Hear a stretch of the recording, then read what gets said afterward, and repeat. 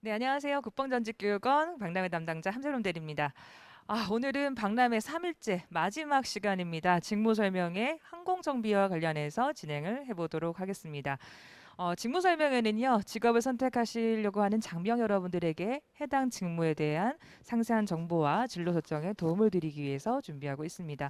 오늘 이 시간에는요, 예전에는 군인이셨으나 현재는 항공정비의 전문가로 계시는 유희준 교수님 모시고 진행해 보고자 합니다. 안녕하세요. 네, 안녕하십니까? 네, 네, 만나서 너무 반갑습니다. 이 장소까지 우리 영내에 있는 장병들을 위해서 와주셔서 너무 감사합니다. 자기소개, PPT 화면 좀 같이 줘볼까요?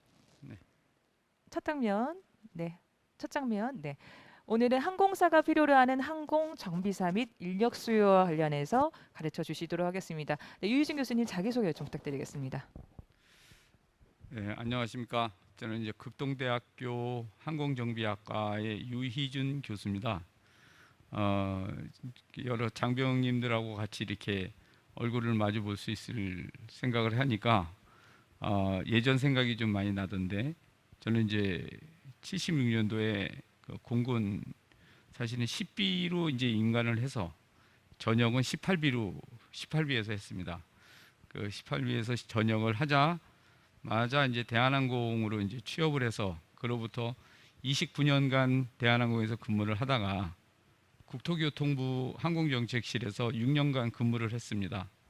그리고 2019년도에 극동대학교 항공정비학과로 와서 지금 이제 학생들하고 같이 공부하고 있습니다.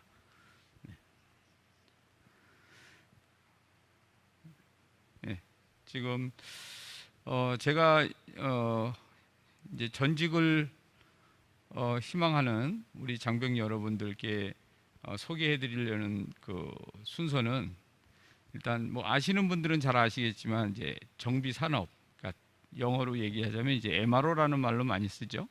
MRO라는 것이 과연 무엇인가? 그리고 MRO에 종사하려고 하는 항공 정비사의 역량, 그리고 어떻게 양성이 되는가? 그리고 마지막으로 코비드19로 인해서 지금 항공 시장이 많이 위축이 됐는데 그 앞으로의 전망은 어떻게 될 것인가라는 부분을 이렇게 세 가지 토픽으로 말씀을 드리도록 하겠습니다. 네, 굉장히 좋은 구성인 것 같습니다. 항공 정비에 대해서 배우는 것도 있고 사실 가장 많이 궁금한 게 앞으로의 전망이기도 한데요. 그 모든 것을 함께 보는 시간이 될 것 같습니다. 우선 첫 타이틀이네요. MRO.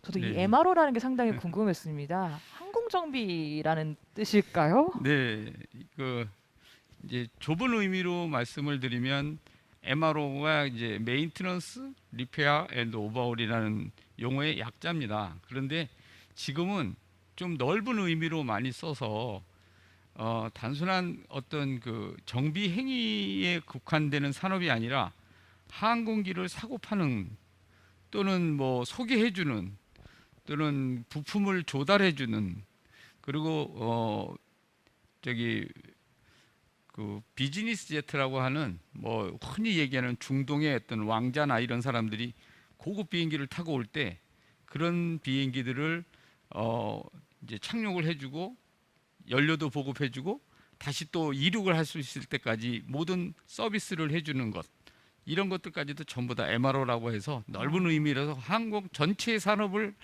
어떻게 보면 이제 조종 이런 걸 빼고는 전부 다 MRO 산업이라고 얘기해도 과언이 네. 아닐 정도의 영역입니다. 기술의 의미에서 이제 서비스 개념까지 통합을 한 걸로 보면 그렇죠. 되겠네요. 예. 네, 알겠습니다. 그래서 항공사 정비 개념을 볼 건데요. 해병대 이사단의 최승빈 병장께서도 주신 질문이에요. 항공 정비에 대해서 자세히 몰라서 주로 어떤 일을 하는지가 궁금하다고 하셨는데 이번 장평을 통해서 알 수 있겠네요. 네, 지금 여기 사진에도 나오고 있지만 항공기 정비는 크게 보면 항공사에서 자기 비행기를 자기들이 정비하고자 하는 그런 정비 개념이 있고 비행기는 갖고 있지 않지만 정비라는 부분이 워낙 그 이제 광범위하고 또 심도도 깊으라고 하면 제작 정도 수준까지도 막 들어가니까 정비만 전문적으로 하는 업체들이 있어요. 그래서 두 가지를 다 보면 우리가 이제 MRO 산업이다 이렇게 얘기를 하는데 지금 거기에서 그 도표에서도 보시듯이 항공기의 일반 정비, 보통 우리가 이제 공항에서 비행기를 띄우는 것도 정비라고 하는데 그걸 이제 보통 운항 정비라고 하죠. 근데 그 예방을 위해서 이제 한 달에 한 번씩, 1년에 한 번씩 정비하는 것들은 경락고에 들어가서 정비를 하게 돼요. 이제 그럴 경우에는 기체 정비 따로 하고 엔진 정비 따로 하고 부품 정비를 따로 합니다.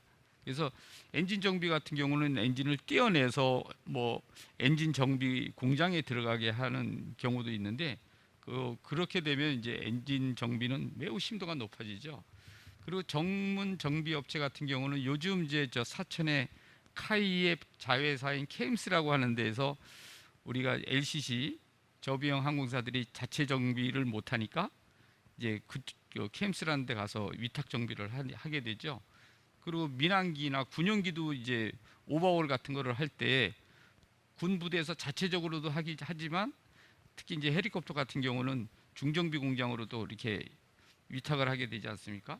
이제 그런 것들. 그리고 우리가 해외에서 보잉이나 이런 데서 제작하는 부품들을 수주를 받아서 부분품이라도 우리가 만들어서 다시 이제 그 라이센스 매니팩처라고 그러기는 하는데 도급을 받아서 제작을 하는 것, 이런 것들도 전부 다 우리가 MRO의 범주에 들어갈 수가 있어요. 그래서 여러분들이 정비를 하겠다고 한다면 굉장히 그 스펙타클하게 아마 그 구상을 하셔야 될 겁니다. 단순한 정비라는 측면에서만 바라보지 마시고요. 네. 네, 알겠습니다. 아, 좀 어렵네요. 듣고 있는데요. 그렇습니까? 네, MRO 업체마다 또 형태가 이렇게 또 세 가지로 나뉘네요. 네.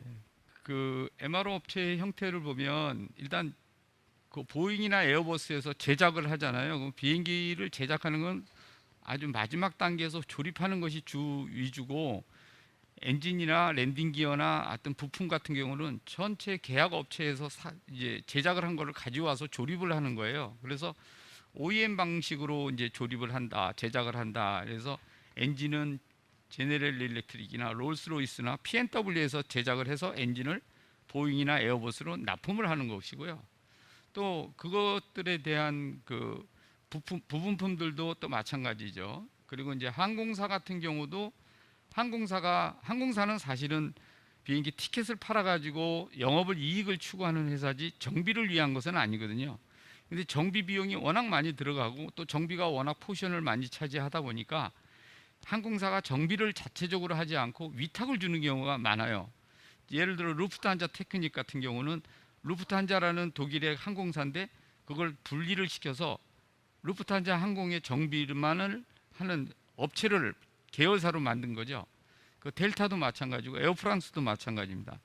다만 이제 우리 국내 같은 경우는 대한항공이나 아시아나는 아직까지는 자회사 중심의 정비를 하기 때문에 이것이 발달되지 않았는데 최근에 여러분들이 아시듯이 이제 대한항공하고 아시아나가 이제 합병이 된다면 분명히 거기 저희들이 예견하건대 대한항공 아시아나 비행기 정비를 전문적으로 하는 MRO 회사를 만들 겁니다. 아, 저도 안 그래도 네. 그게 좀 궁금했어요. 우리나라의 굴지에 두 개가 합쳐진다고 한다면 그렇죠. 뭔가 좀 관련해서 채용이 발생이 되지 않을까. 네네. 그래서 이제 여태까지는 각자 자가 정비를 했다고 치면 네. 이제는 두 개의 커다란 양대 회사가 생겼으니까 정비만을 위해서는 하나의 회사를 이제 독립시켜서 위탁을 주면 항공사의 어떤 재정적 부담이 훨씬 줄어들겠죠. 네. 그래서 이제 우리는 정비는 새로운 산업의 어떤 하나의 형태가 자리 잡을 것이라고 생각합니다. 네, 알겠습니다.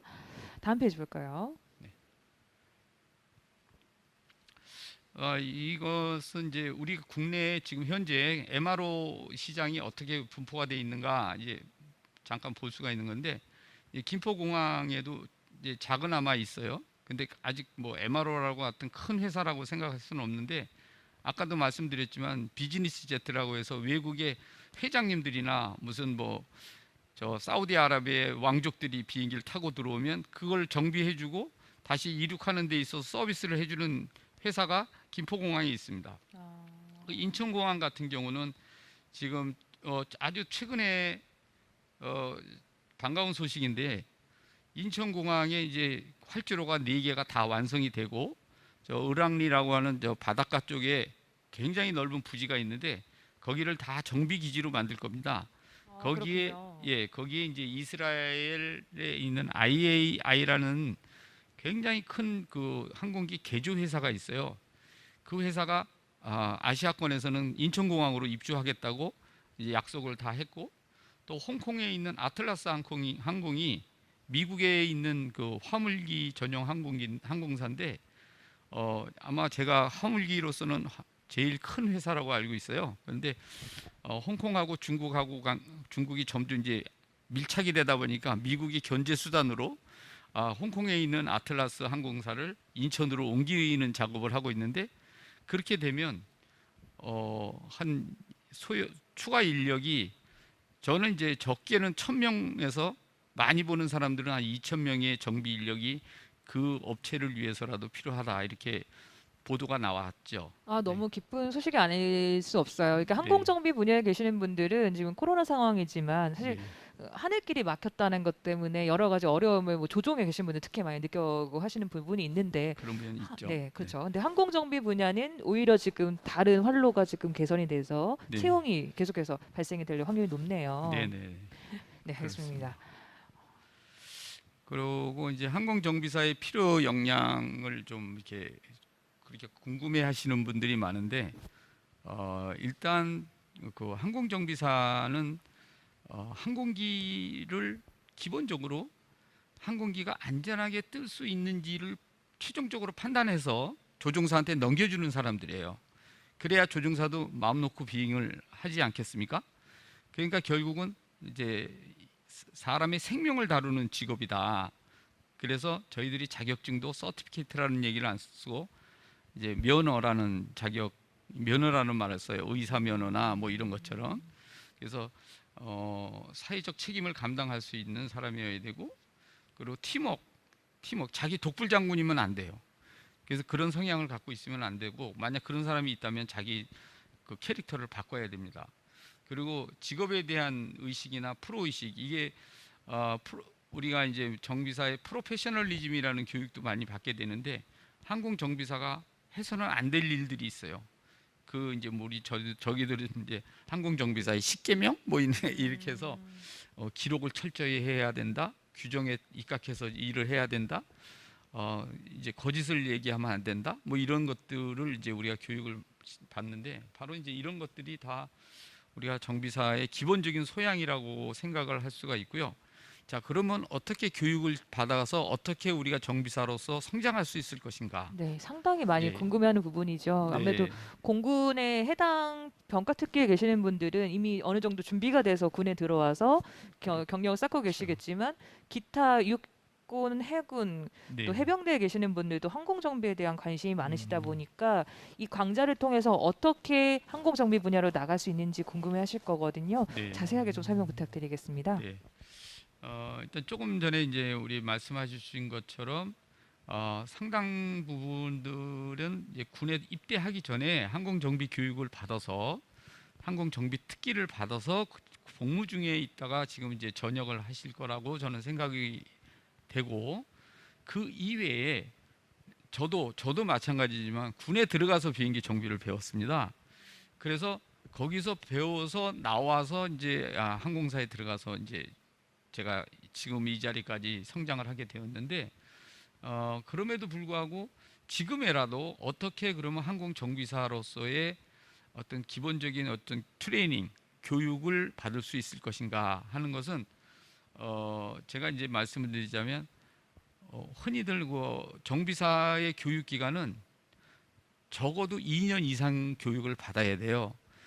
예를 들어 자동차 운전 면허증은 보통 한 3, 4개월 교육 받으면 네. 그 자격증 딸 수 있지 않습니까? 네, 네. 근데 정비사는 2,400시간 법으로 정해져 있습니다. 그래서 그 교육을 받을 수 있는 곳이 어디냐?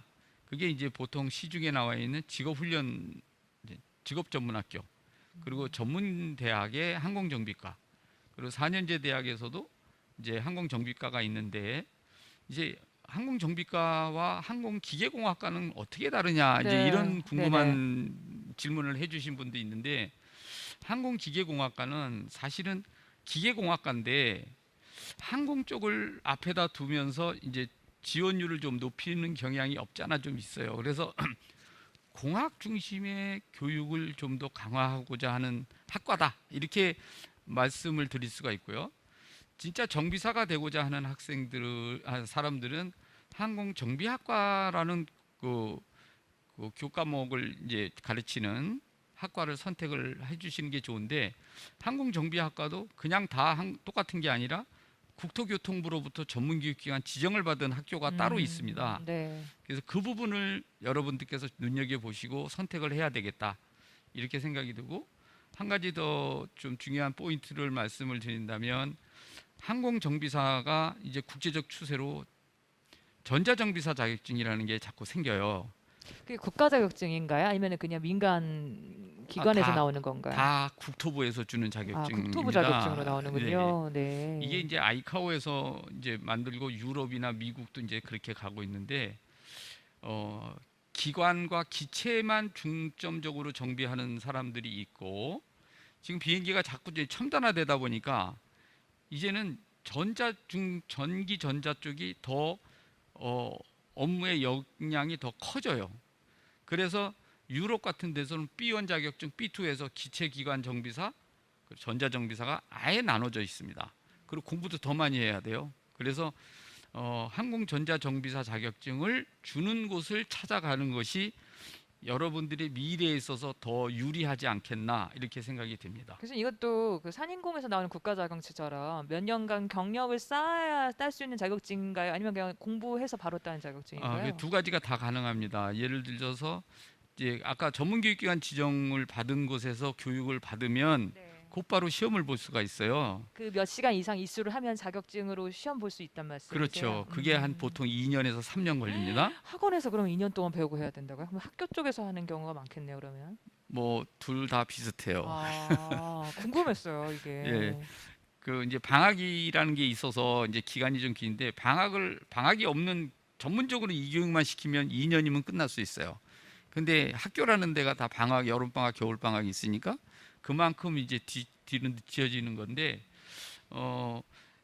그렇지 않고 이제 공군에서 또는 육군에서 정비 교육 기관에서 자격증을 취득하고 들어가신 분들도 계세요. 네. 지금 아마 여기 계신 분이 내가 그래 이제 이렇게 얘기하실 수도 네, 있겠는데 항공정비대 계시는 분들.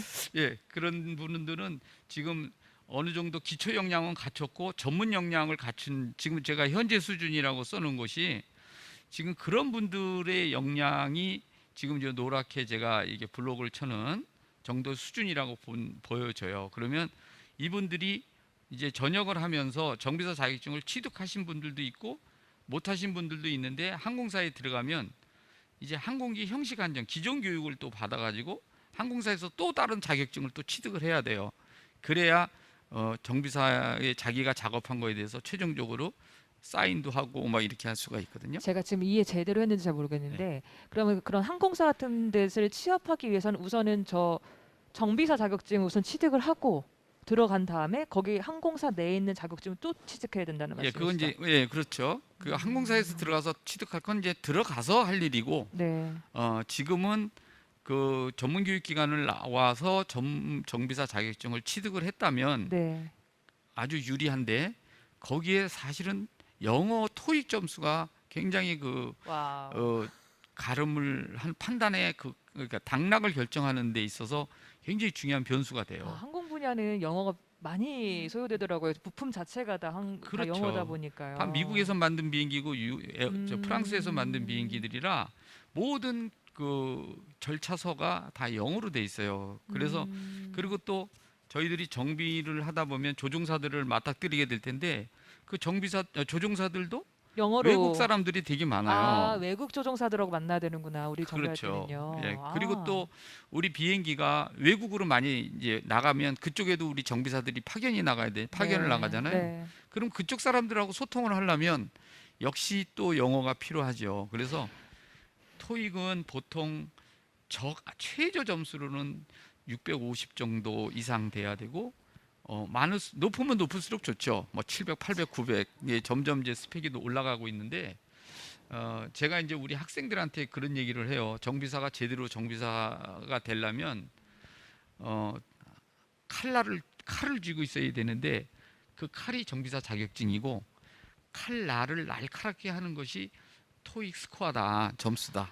어떻게 보면은 정비 이쪽 분야는 이제 스킬 기술 분야인데 영어는 또 언어잖아요. 너무 그렇죠. 상반되는 거 두 개를 다 복합적으로 잘 해내셔야 되네요. 네네. 근데 사실 저도 2015년, 16년도에 제가 단기 간부님들 강의를 할 때 그 해외에서 이 항공 정비 분야 네. 취업 관련해서 채용 공고가 왔어요. 어, 그래서 공군이나 이제 해군 조종 이쪽에 계신 분들, 육군 또 조종하시는 분들도 있으시잖아요. 정비대에 대해서. 그렇죠. 가고 싶어 하는 분들이 너무 많았는데 어, 현지에서 근무를 하고 지내야 되다 보니까 영어를 커뮤니케이션 되는 사람을 보내주기를 원하더라고요. 근데 그거가 되니까 우리 그분들도 막 준비는 되어 있는데 시간만 주면 제가 영어를 준비해서 거기서 적용을 하겠습니다 했지만 그 나라에서는 당장 언어가 되는 사람 채용해서 가겠다고 하니까 예, 미스매치 났던 기억이 나요. 그래서 예. 이게 지금 이렇게 항공사 자체가 영어는 많이 준비를 해야 되는 부분이구나 다시 한번 느끼게 됩니다. 네.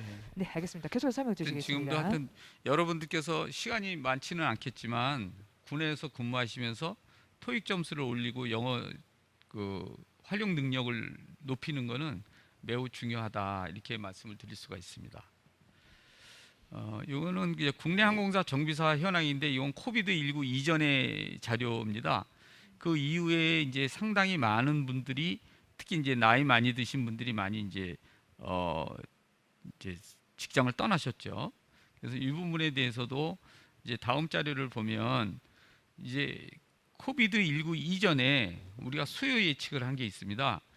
근데 2019년도에 우리가 코비드 말에 이제 코비드가 드디어 발생하기 시작해서 2020년도부터 영향을 끼치게 되지 않았습니까? 근데 네. 2020년도에 사실은 우리가 계획된 대로 약 국내에 30대 비행기가 들어올 거라고 예상을 했고요. 네. 21년도에는 22대가 들어오기로 했고 2022년도에는 약 20대가 들어올 거라고 생각을 했어요. 네.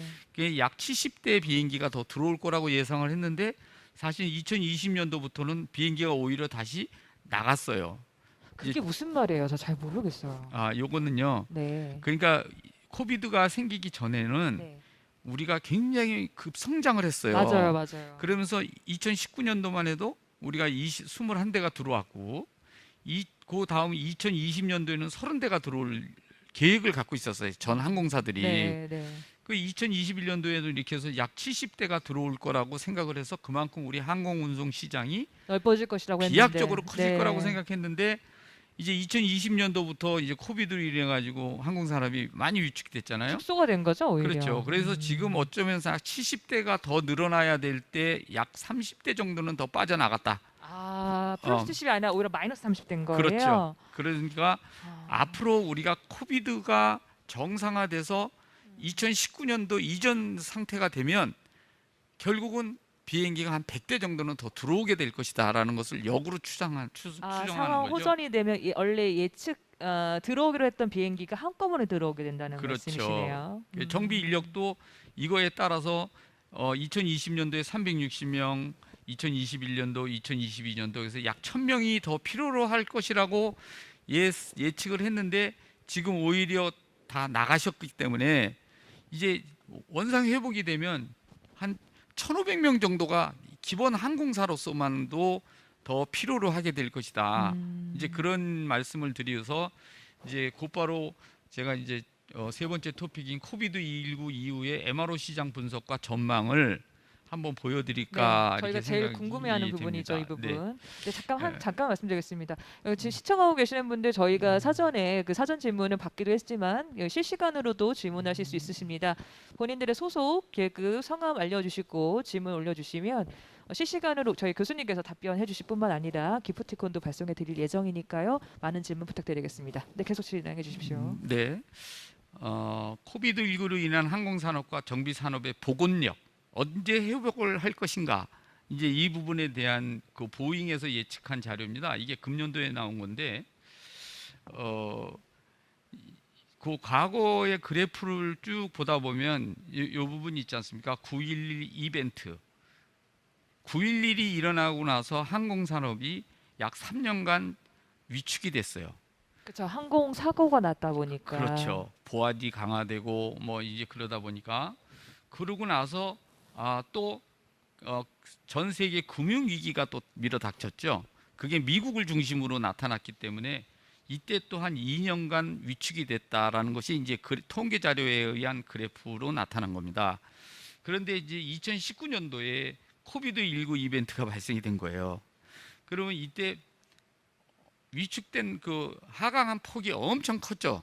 9.11과 금융위기에 비해서 한 8배, 10배 정도 이게 확 이제 전 세계가 이제 위축이 된 건데, 자, 이것이 언제부터 회복이 될 건지 될 거냐, 이게 변곡점이라고 그러죠. 네. 하강해도 끝없이 하강이 되는 게 아니라 어느 시점에선가는 이제 복원되기 시작하는데, 그 시점을 2020년도로 보잉은 봤어요. 그러면 이제 금년도가 작년도인데 좀 과연 그러면 이게 복원이 됐느냐? 근데 그런 측면에서는 여러 가지 주관에 따라서 달라지겠지만, 지금 2021년도 중반을 지나가는 지금 현 시점에서 볼 때는 우리나라만 봐도 화물 시장은 엄청나게 호황을 이루고 있어요. 네, 들었어요. 그렇죠. 네. 네, 그래서 이제 뭐 대한항공, 아시아나는 사실은 이제 화물로 보면 흑자예요.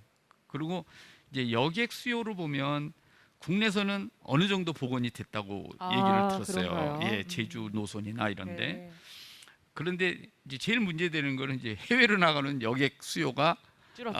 엄청 이제 줄어들었는데, 그것도 요즘도 이제 괌 뭐 이렇게 노선이 대부분 다시 오픈됐으니까요. 재개되고 있죠. 네. 재개되고 이제 백신 효과도 있고 그래서, 그렇다고 한다면 내년 한 전반기 정도쯤이면 우리가 피부로 느낄 수 있을 만큼의 복원력을 우리가 피부로 느껴질 수 있지 않을까, 이제 그렇게 생각을 합니다. 그래야 될 텐데요, 제발. 그러나 그게 네. 2019년도 수준까지 올라가기에는 또 몇 년이 더 필요하겠죠. 그렇죠. 네, 그래서 우리가 이제 이 도표를 봤을 때 우리가 한번 좀 기대해볼 여지는 있다, 이렇게 생각이 들고, 또 한 가지가 항공 산업과 정비 인력에 대한 문제를 구체적으로 보면, 이제 보잉에서 미국을 겨냥을 한 건데, 미국의 33%가 60세 이상의 정비사예요. 아, 그래요? 예. 완전 그러면 전문가군요. 경력으로 단련된. 그렇죠. 그런데 아. 그게 코비드로 인해서 그 60세 이상의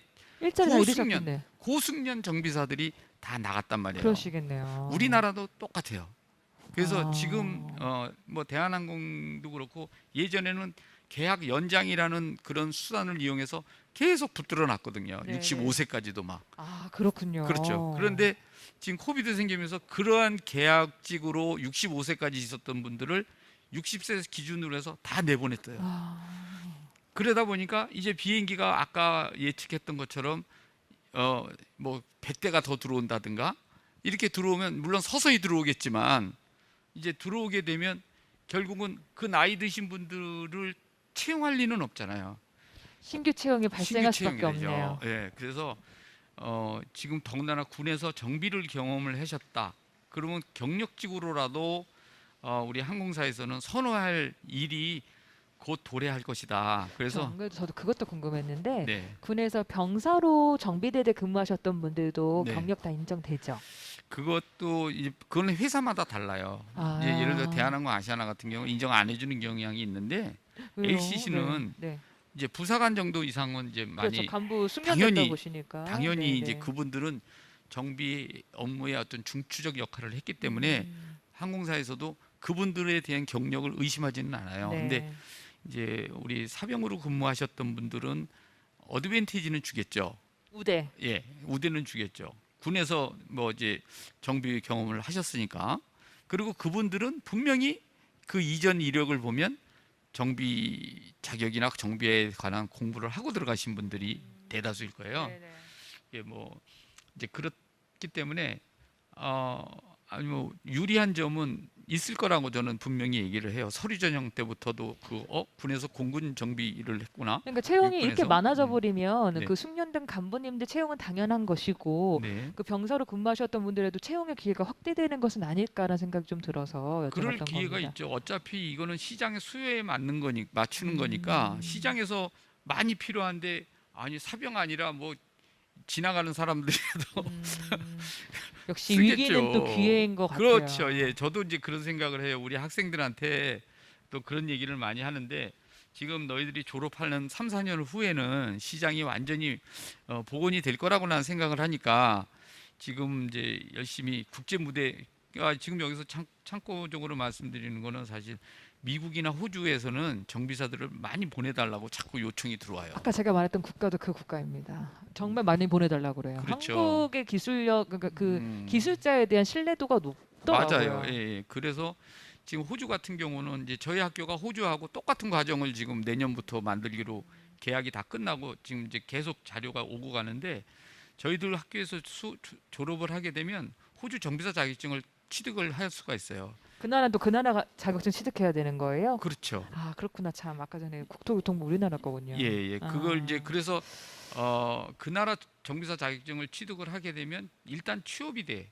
그거 없으면 호주는 취업 자체를 못 하게 해요. 그래서 그걸 서티피케이트 4라고 하는데 그 자격증을 우리나라에서 취득할 수 있게끔 교과 과정을 이제 만들었어요. 그래서 그게 왜 그러냐면 그 전에는 말레이시아나 인도 사람들이 많이 와서 그 시장을 일을 했어요. 그거 가까우니까. 네. 그런데 어느 날 이제 한국에서 교육 수준이 높고 이제 국격도 또 높잖아요, 우리가. 네. 그래서 한국 사람들이 온다면 호주나 캐나다나 미국은 반대할 이유가 없어요. 네. 그래서 그렇군요. 그 시장도 굉장히 우리가 희망적으로 볼 수 있다. 다시 이렇게 활로가 열렸으면 합니다. 좋겠습니다. 네. 그렇습니다. 그래서 그리고 이 항공산업에 대한 것도 이게 뭐 지역적으로 보면 제가 왼쪽에 그 도넛처럼 생긴 원그래프를 말씀드리는데 그 원에다 집어넣은 게 21%가 아시아 태평양 지역의 항공산업 규모를 말씀드리는 거고 밑에 20%가 중국이에요. 그러니까 중국과 아시아를 전부 합하면 전 세계 41%의 성장력을 갖고 있는 거죠.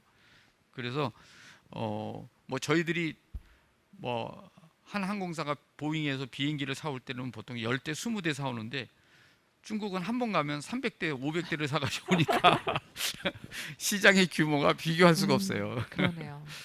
예, 그리고 이제 보잉에서 발표한 자료를 좀 연이어서 보면 앞으로 이제 정비사 가운데 있는 게 테크니션인데 테크니션이라고 표시하는 게 이제 정비사인데 앞으로 20년 동안 2039년 동안 20년 예측한 자료입니다. 이게 20년 동안 신규 정비사가 73만 9천 명이 전 세계적으로 필요할 것이다. 그 중에 이제 아시아권은 이제 몇 명이다. 이제 이렇게 이제 그래프가 나와 있는 거죠. 20년을 바라보고 있군요. 복원되는 데까지. 아니요. 네. 그건 아닙니다. 이 예측은 네. 보잉 예측은 네. 2020년도부터 2039년까지 20년간을 예측을 하고 음. 내년도는 2021년도부터 2040년간 또 20년을 또 이렇게 20년 텀으로 계속 예측을 하는 것이지 20년 후에 우리가 이렇게 필요하다 이런 건 아니에요. 네. 그러니까 그렇군요. 내년도는 내년 자료가 또 나올 텐데 그때는 어떻게 예측 자료가 나올지 모르겠어요. 왜냐하면 보잉은 저런 걸 예측을 잘해야 자기들이 비행기를 팔 수가 있거든요. 네. 몇 대를 만들어내야 되는지를 정확하게 분석하기 위해서 전 세계가 이제 보잉이나 에어버스의 이런 자료를 활용하는군요. 전체적으로 네. 활용하고 있어요. 아, 네, 알겠습니다. 아주 좋은 자료입니다. 네. 지역별 수요 증가율은 이제 아까 설명드린 거하고 거의 비슷해서 이거는 그냥 넘어가도 될 것 같습니다. 이것도 뭐 위딘 아시아라고 해서 맨 위에가 제일 길지 않습니까? 맨 위에 그래프? 그게 이제 위딘 아시아인데 글씨가 좀 작게 보여서 그런데 매년 6% 정도의 성장률을 우리 아시아 태평양 지역에서 계속 아시아가 1등이네요, 그러면요. 끌고 지금. 갔어요. 아, 그렇죠. 네. 예. 예전에는 미국 중심, 아메리카, 북미, 미국, 남미 이렇게 해서 그쪽에서 이제 수요를 많이 창출했는데 요즘은 뭐 최근 한 10년 전부터는 아시아 태평양 지역에서 급성장을 했죠. 항공 시장을. 그래서 이제 뭐 제가 준비한 것 중에서는 이제 전망을 좀 정리해서 말씀을 드리자면 우리나라의 그 긍정적인 요인은 항공사 정비 부분이 국적항공사 통폐합으로 인해서 아웃소싱이 이제 본격적으로 그게 이제 진정한 MRO거든요. 그러니까 항공사를 들어가지 않아도 정비 전문 업체가 국내에서도 만들어질 것이고 아까 말씀드렸던 이스라엘 IAI 항공사나 이제 그 항공기 제작사나 아트라스 항공 같은 경우 이제 그렇게 들어오면 그렇게 큰 항공사가 우리나라에 들어오게 되면 그거보다 적은 항공사들도 막 줄이어서 들어오거든요. 그러면 우리나라 인천공항이나 김포공항에 상당히 많은 정비 기지가 될 것이다. 이게 싱가포르나 뭐 이런 데가 다 그렇게 발달되어 있는 나라거든요. 우리나라도 이제 곧 그렇게 될 것이다. 이렇게 생각이 됩니다. 그리고 이제 항공기 개조, 이제 항공기 단순 정비만 하는 게 아니라 개조를 해줘요. 예를 들어 요즘 같은 경우가 여객기를 화물기로 개조하는 시장이 엄청 커졌어요. 지금은 앞으로 여객기가 그렇게 급성장할 것 같지 않으니까 여객기의 의자를 떼어내고 거기다 화물을 실을 수 네, 뉴스에서 있는 봤습니다. 네, 화물기로 개조하는데 그 기술이 제일 거의 그 발달된 회사가 보잉의 모디피케이션 센터라고 있고 두 번째라고 한다면 이스라엘의 IAI예요. 근데 그 회사가 이제 우리나라로 들어온다고 한다면 굉장히 큰 그리고 견고한 항공 정비 시장이 자리 잡을 것이다. 이렇게 보고 있고요. 또 우리 국토교통부도 그래서 최근에 항공 MRO 증진을 위한 대책을 최근에 발표했어요. 지난달에. 그때 이제 많은 세제 혜택도 주고 그러니까 외국 기업들을 더 많이 끌고 들어오려고 많은 정책적 대안을 내놨고요. 그리고 호주, 미국 같은 나라는 정비 인력 부족해서 지금 저 같은 경우도 이번 주만 해도 두 군데서 전화 받았는데 미국에서 그 남유타대라고 하는 데서 우리 학교 학생들을 자기들이 데리고 가서 공부를 시켜주고 거기서 정비 인력으로 취업을 시켜주겠다. 뭐 호주는 이미 이제 뭐 그 계약이 다 끝났고 이제 계속 이제 그런 그 러브콜이 들어오는 시기다 이렇게 말씀을 드릴 수가 있고요. 그 코비드 이제 부정적 요인으로 본다면 코비드 19가 자꾸 이렇게 변이가 발생되기 때문에 알 수가 우리가 없는 거죠. 요거에 대한 네. 불확실성이 네. 좀 염려가 되는 부분이 있고 그리고 이제 지역별 임금 격차라는 게 있어요. 한국의 임금 수준은 제법 높지 않습니까? 근데 말레이시아나 뭐 방글라데시, 인도 뭐 이런 데서 사람들은 임금이 괜히 낮아도 열심히 일하거든요. 근데 같은 급여를 이제 주는 사람 입장에서는 적게 주고 싶은 거죠. 이제 그것을 어떻게 우리가 극복할 것인가 이런 것들. 그리고 이제 미국에서도 아시아로 쪽으로 주지 않고 자기들도 이제 자체적으로 인력을 좀 인력난을 해소시키려고 노력하는 움직임도 있긴 있어서 우리가 좀 눈여겨 보고는 있는데 어쨌든 우리 국내적으로도 봐도 그렇고 국외적으로도 봐도 항공 정비 인력에 대한 수요는 급격하게 커질 것이다. 코비드 19라는 것이 그렇게 우리한테는 이렇게 치명적이지 않을 것이다라는 것도 또한 저는 한 1, 2년 후에는 분명히 활성화될 것이다 이렇게 생각이 됩니다. 네, 감사합니다. 잘 네. 들었습니다. 지금부터는 저희 그 사전에 들어왔던 질문과 또 실시간으로 들어왔던 질문들을 조금 드려보도록 하겠습니다. 여기 들어와 있는 분들이 확실히 질문 수준이나 뭐들이 대부분 정비대대 출신이신 분들이 많이 들어와 있으셔서 사전 질문으로 공군 8비 김요셉 병장님이 주신 질문입니다. 아까 전에 보니까 김요셉 병장님 들어와 계시더라고요. 네, 현재 강원도에서 거주하고 있는 공군인입니다. 진정한 항공 정비사가 무엇이라고 생각하십니까? 라고 주셨고요.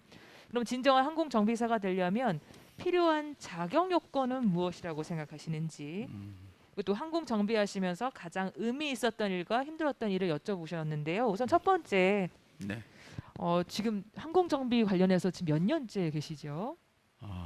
저는 아까 그 이력에서도 보셨듯이 평생을 함께 예, 하셨던 것 평생을 같은데.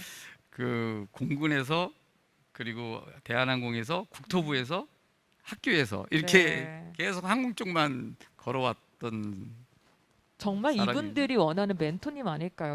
아주 고단수의 이제 멘토님이실 텐데 그렇다면 이 항공 정비를 준비하고 있는 우리 장병들에게 말해주고 싶은 우리 진정한 항공 정비사란 무엇인가? 내 생각은 그렇다라고 좀 말씀해 주시면 어떨까요? 그게 이제 여러 가지 각도에서 볼 건데 기량적으로 볼 거냐, 이제 태도에 대한 거냐, 철학에 대한 부분이냐 이렇게 말씀을 드릴 수가 있는데 저는 이제 그걸 통칭해서 비전으로 본다면 항공 정비사는 국내용 직업군이 아니다. 인터내셔널 직업군이다 이렇게 저는 생각을 해요. 그래서 왜냐하면 비행기라는 것이 저희 학생들도 이렇게 코비드로 심각한데도 4명이 지금 싱가포르에 가 있어요. 최근에 취업을 하고 가고 10월인가 5명 정도 더 뽑아가겠다고 그런다고 그래서 우리가 지금 학생들을 지금 모집을 하고 있는데 저희들 항공정비는 뭐 비행기라는 자체가 국제성을 갖고 있는 거잖아요. 기체도 국제 거고 운항하는 패턴도 전 세계를 뺑뺑 돌아다니니까 정비하는 것도 똑같은 방식으로 하게 되어 있고 그 기준을 지키지 않아도 아이카오로부터 제재를 받는 것도 항공기에 있는 사람들은 다 국제성을 갖고 있어요. 그래서 진정한 정비사라고 한다면 우리가 항상 국내에서만 보지 말고 전 세계의 시장을 봐야 된다. 그러기 위해서는 아까도 강조했지만 영어라는 것은 필수적이다. 칼을 10개를 갖고 있으면 뭐래요? 무딘 칼을 갖고 있으면 무겁기만 하지. 칼날이 날카로워야지 작은 칼이라도 뭐 종이를 비든 뭐 요리를 하든 뭐 쓸 거 아니에요. 그러니까 영어를 모르는 정비사 자격증은 영어를 모르는 사람이 갖고 있는 정비사 자격증은 무거운 쇠뭉치만 하나 갖고 있는 거예요. 네, 그렇다고 저는 생각이 됩니다. 네, 저는 오늘 강의 들으면서 좀 느꼈던 부분이 정비라는 분야가 어떻게 보면 스킬적인 부분인데 항공이라는 단어가 들어옴으로 인해서 전 세계적인 그 트렌드나 흐름도 읽히고 파악할 수 있는 능력도 갖추어야 되는구나라고 좀 많이 느꼈습니다. 네, 네, 감사합니다. 맞습니다. 그러면은 진정한 항공 정비사에게 필요한 자격 요건 무엇일까요라고 했던 질문도 혹시 가능할까요? 네, 간단하게 얘기하면 자격 조건은 정비사 자격증 갖고 있어야 되고요. 그거 아니면 자기가 라이센스가 없으니까 의사가 라이센스 없는 의사는 무면 의사잖아요. 그리고 이제 영어 능력 그리고 거기에 수반되는 항공 정비사로서의 어떤 그 철학, 십계명, 뭐 신념 뭐 이런 것들을 저희들이 휴먼 팩터 차원에서 많이 가르치거든요. 예, 그런 것들이 다 수반이 돼서 타인의 생명을 우리가 책임져 줘야 되는 거니까 네. 매우 중요한 에티튜드다 이렇게 생각이 듭니다. 네, 인류애적인 부분도 갖춰야 되는 것이 자격 요건이었다는 그렇죠. 부분이었던 것 같습니다. 네. 항공 정비를 실제로 하셨죠? 공군에 계실 때. 당연히 했죠. 국토부에 계실 때도 계속 기술하셨던 거세요? 대한항공에 있을 때 이제 중정비도 했었고요. 그리고 이제 한 4년 동안은 시험 비행만 했어요. 그래서 손님들 한 명도 안 태우고 조종사하고 저만 타고 안전한 저기 비행을 위해서. 시험 비행 공역에 가서 평소에 해보지 않는 비상 작동 장치들을 다 체크를 해서 이상이 없으면 다시 이제 승객을 태우고 이제 운항에 투입하는데 그런 위험하기도 하지만 굉장히 스릴도 있었죠. 그리고 이제 국토부에 와서는 이제 항공사의 이제 어떤 감독관으로서 지도를 했다고 볼까? 어떤 이제 감시 역할도 하고 이제 그런 정책적인 업무도 해봤고 아무래도 지금 아주 다양하게 할 이 수가 강좌를 있습니다. 듣고 있는 장병들께서도 대부분 항공 정비를 하고 나서 지금 교수님처럼 이렇게 레벨업하는 디벨롭하는 과정을 네. 좀 원할 것 같은데 좋은 본보기가 아니었나 좀 네, 싶습니다. 네. 그다음에 육군 제2경비단 장세영 병장께서 주신 질문입니다. 항공 외에도 기계 정비에 있어서 가장 중요한 점이나 신경 써야 할 것은 무엇일까요? 뭐 부품 이름이라든지 확인 사항, 업무 내용 등이라도 좀 팁을 주실 수 있는 게 있을까요? 글쎄 그거는 저는 이제 아까도 말씀드렸지만 항공 정비 쪽으로만 성장을 해서 다른 기계 분야에 대해서는 사실 잘 아는 바가 없어요. 그래서 자신 있게 다른 기계 분야에 대해서는 어떻다라고 말씀을 드릴 수는 없는데 지금은 이제 비행기도 AI 인공지능이나 그리고 빅데이터를 기반으로 하는 어떤 그 사물 인터넷 뭐 이런 쪽으로도 많이 이미 이제 비행기는 그렇게 갔어요. 이미 갖는 걸 갖고 이제 지금에 와서 시장이 그렇게 커지니까 그런 공부도 게을리 하시지 말았으면 좋겠다. 이제 그렇게 생각이 됩니다. 네, 교수님 지금 현장에 계시니까 더 아실 것 같은데 요새 항공사 채용 시에 토익보다 오픽 선호한다고 그러는데 그런가요? 지금 82창 중사 이병균님께서 문의 주셨는데요. 네, 오픽 더 선호하나요? 저는 이제 점점 그렇게 되어 가고 있는 것 같아요. 근데 일단은 우리가 좀 이건 좀 얘기를 말씀드리는데 해외로 취업하는 사람들은 토익이 별로 중요치 않아요. 저 우리나라에서만 이제 문서로 그렇죠. 인정되죠. 외국은 인터뷰 해가지고 영어 좀 통화가 되네. 소통이 되네 그러면 됐네 이제 이래가지고 데려가는데 우리나라는 그거를 검증할 방법이 토익이라는 수단밖에 없는 거죠. 그래서 이제 그런 평가 툴을 자꾸 이제 활용을 하는데 사실 뭐 토익이 점수가 높다고 해서 영어 구사 능력이 정말 높은 거냐? 이제 그렇지 않은 경우도 있음에도 불구하고 우리 국내에서는 그 점수로 그냥 평가를 하는 거예요, 계층을. 그래서 지금도 이제 여러 가지 방식의 영어 공부는 하는 게 좋다. 그래서 저는 이제 우리 학교 학생들은 그 IELTS라고 해서 호주 정비사 자격증이 또 있어요. 그거는 이제 뭐 5.0, 5.5, 6.0 되면 우리 토익에 한 900점 정도 되는데 최소한 5.0 이상은 따야 된다 이렇게 요구를 하고 있거든요. 어차피 우리 이제 호주로 보내줘야 되니까. 그래서 이제 여러 가지 평가 툴이 있는 것이죠. 그 중에 하나니까 어떤 회사가 무엇을 선택하는 것은 선택할 거냐는 것은 그 항공사의 그 방침이지 사회적인 어떤 현상은 아닐 거다 이렇게 봐집니다. 네, 다음 질문입니다. 오군수 지원여단 95 정비대대의 황동교 성병께서 주신 질문입니다. 제가 인문계를 나왔는데 항공 정비를 공부하는데 문제가 없는지 궁금합니다. 그리고 항공 정비만의 장단점이 있는지 궁금하다고 하시네요. 네, 인문계 출신자가 항공 정비로 나아가신다면 정말 애정이 많으신 분이 아니면 시작하기 어려울 것 같은데 어떠세요? 저는 그거 별 문제가 되지 않다고 생각합니다. 네. 고등학교에서 뭐 이제 공업 계열 나오는 학생들은 적응은 빨리 해요. 그런데 시간이 지나면 지날수록 길게 보면 문과 나온 학생들이 한 2, 3년 지나면 더 수학 능력이 더 뛰어나는 거를 이렇게 발견을 했거든요.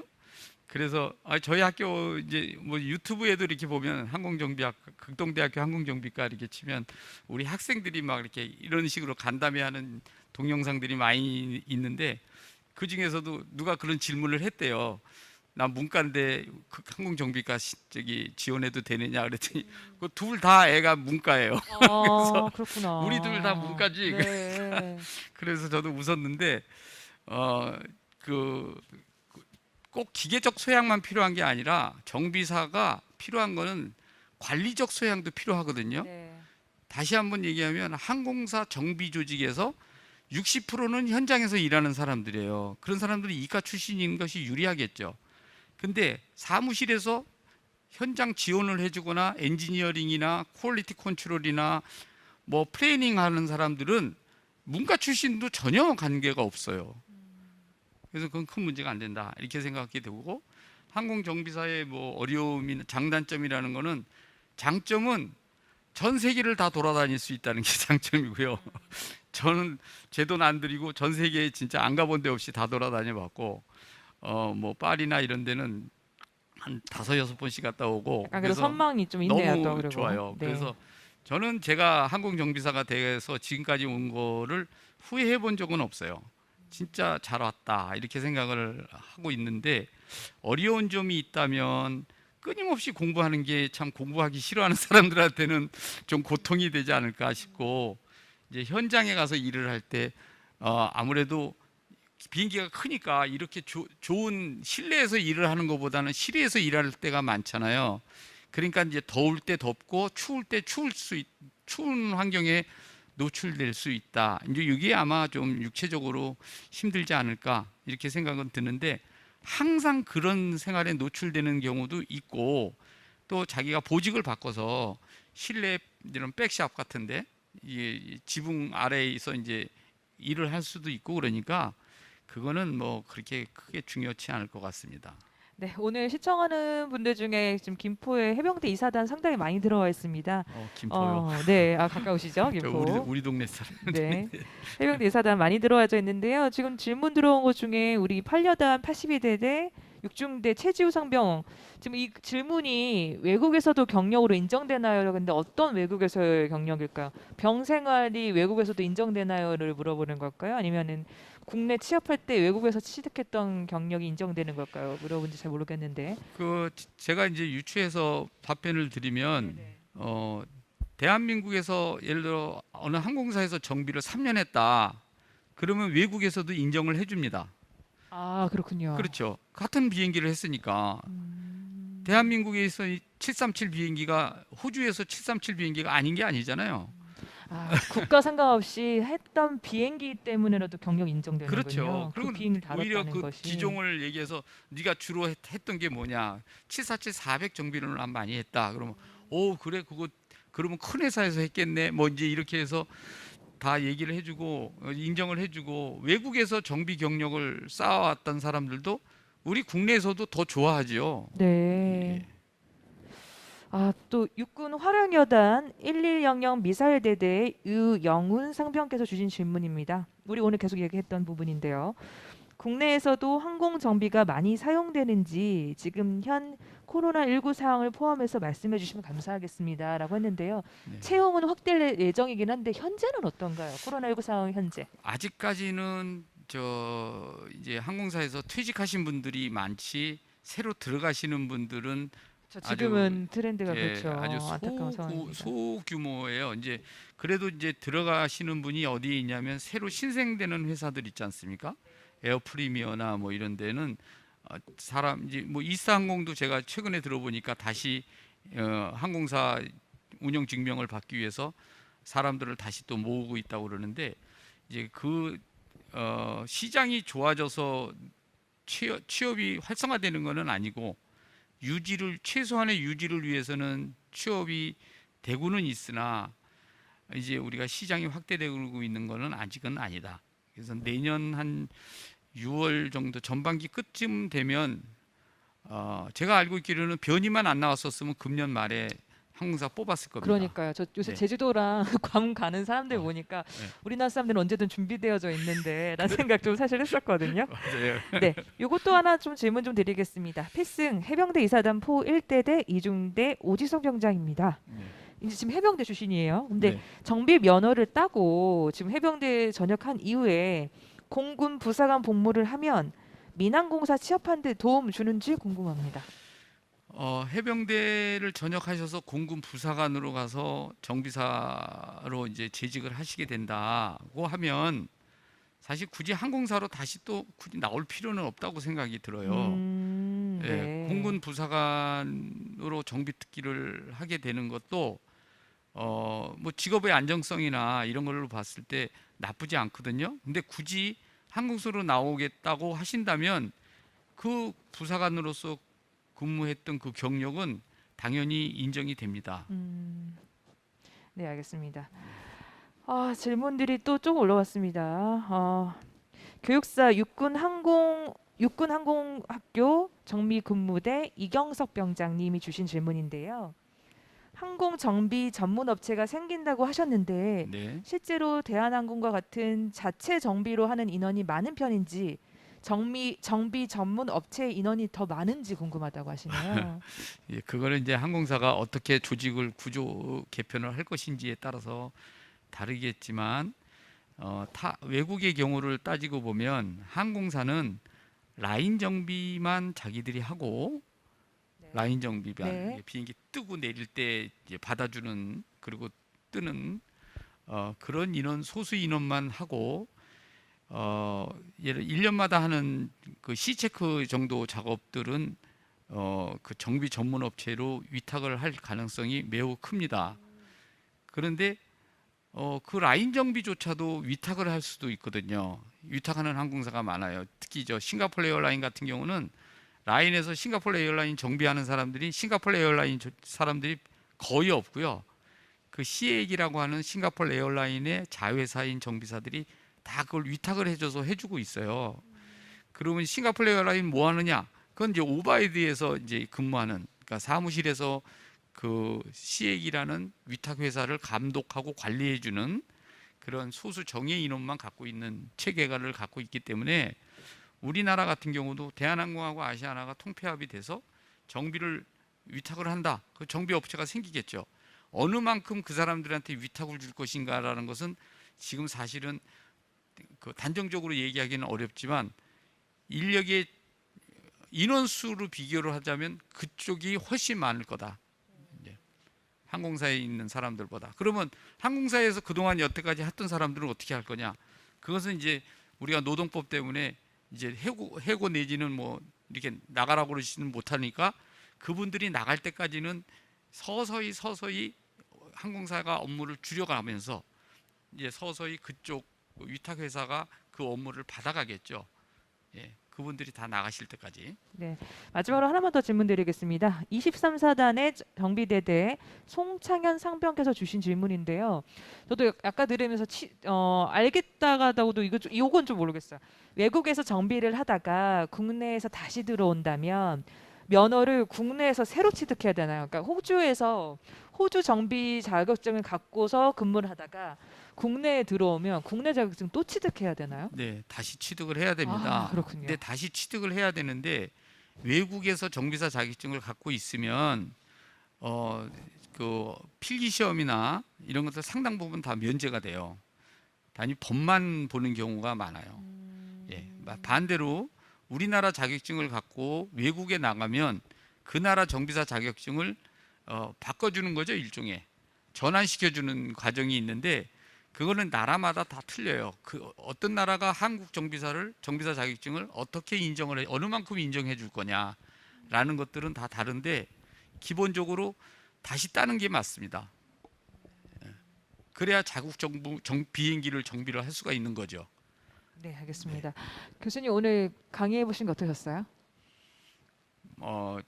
뭔가 좀 더 해주셔야 될 것 같은 느낌 드시죠? 좀 보니까 되게 열정적이신 것 같아요. 이렇게 서로 마주보고 하면 더 좋았을 그러니까요. 텐데. 장비영님도 표정도 보면서 하면 더 좋았을 건데. 근데 제가 오늘 좀 느낀 게 뭐냐면요. 사실 이 강좌를 만들 때는 공군본부에서 요청을 해서 네. 항공 정비 분야를 좀 강의를 해줬으면 좋겠다. 우리 특수한 우리 공군을 위해서 좀 해줬으면 좋겠다 생각을 해서 준비를 했는데 기타 육군, 해군, 해병대에서도 이렇게 많은 관심 가져주신 거에 너무 기뻤고 그러네요. 무엇보다도 이 코로나 상황임에도 불구하고 항공정비 하늘길이 막혀 있다고 하는데 이 항공정비에 대해서 내가 강의를 했을 때 이분들의 채용이나 진로에 도움이 될 수 있을까라는 사실 의문이 살짝은 있었어요. 처음에 네. 준비할 때는요.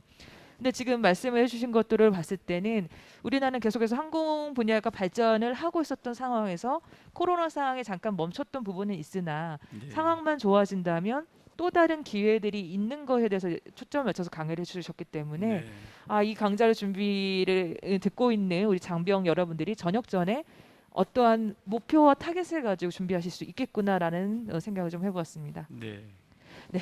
오늘 나와주셔서 정말 감사합니다. 네, 저가 이제 극동대학교가 이제 항공정비학과가 생긴 지 한 12년 됐는데요. 제 연락처는 제가 전화번호하고 이메일 주소를 소개를 드렸으니까 궁금하신 거 있으면 개인적으로 전화도 좋고 뭐 카톡도 좋고 우리 학생들하고도 거의 뭐 24시간 소통하니까. 그러니까 항공정비 언제든지. 아주 대어르신이잖아요. 이렇게 만날 수 없는 네. 분이신데 정말 살아온 역사가 네. 항공정비이신데 궁금한 네. 사항 있으면 적극적으로 네. 저희 장병들 많이 조금 애정을 갖고 도와주시면 좀 좋으실 것 같습니다. 네, 그렇게 하겠습니다. 네. 연락 주십시오. 네, 알겠습니다. 오늘 들어보셨으니까 어떠세요? 이미 항공정비에 대해서 전문 지식을 갖고 계시는 분들도 계셨을 테고 또 새롭게 앞으로 내가 전역을 하고 나서도 이 분야에 대해서 준비해도 될까라는 생각을 갖고 있는 장병님들도 계셨을 것 같은데요. 어떠한 분이라고 하더라도 또 어떠한 선택을 하시더라도 본인의 생각, 의지 단단히 갖추고 나아가시기를 바라겠습니다. 국방부와 국방전직교육원은 장병 여러분들의 계속 멋진 미래를 응원하고요. 여러분 추석 영내에서 즐겁게 잘 보내시기 바라겠습니다. 다음 박람회 때 만날 때까지 모두 건강하세요. 감사합니다.